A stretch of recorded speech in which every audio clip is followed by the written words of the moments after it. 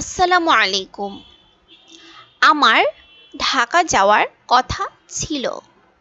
আমার কলমটি কেনার কথা আছে। তার বাজারে আসার কথা আছে। তাদের ফুটবল খেলার কথা আছে।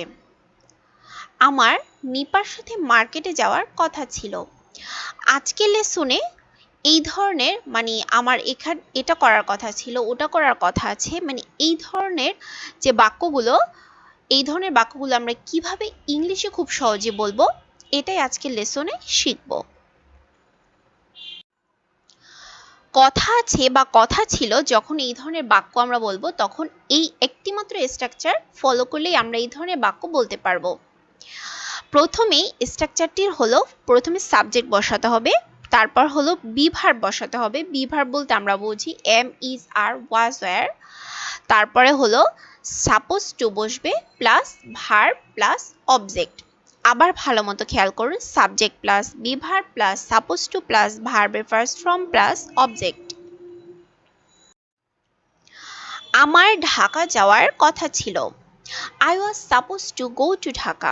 তো স্ট্রাকচারটির সাথে মিলিয়ে দেখুন, প্রথমে subject I plus be verb হলো ওয়াজ প্লাস সাপোজ টু, এটা স্ট্রাকচারে বসবে সবসময়, প্লাস ভার্বের ফার্স্ট ফর্ম গো, তারপর হলো টু ঢাকা অবজেক্ট।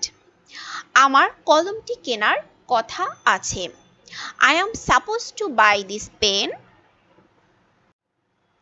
তার বাজারে আসার কথা আছে। He is supposed to come to market।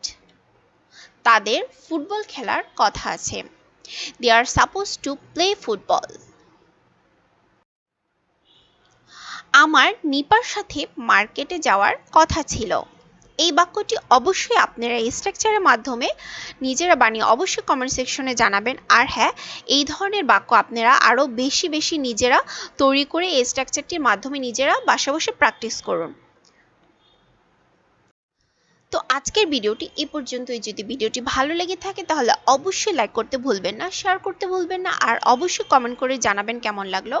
আর যারা নতুন তারা অবশ্যই আমার চ্যানেলটি সাবস্ক্রাইব করে চ্যানেলের পাশে থাকবেন। আল্লাহ হাফিজ, আসসালামু আলাইকুম।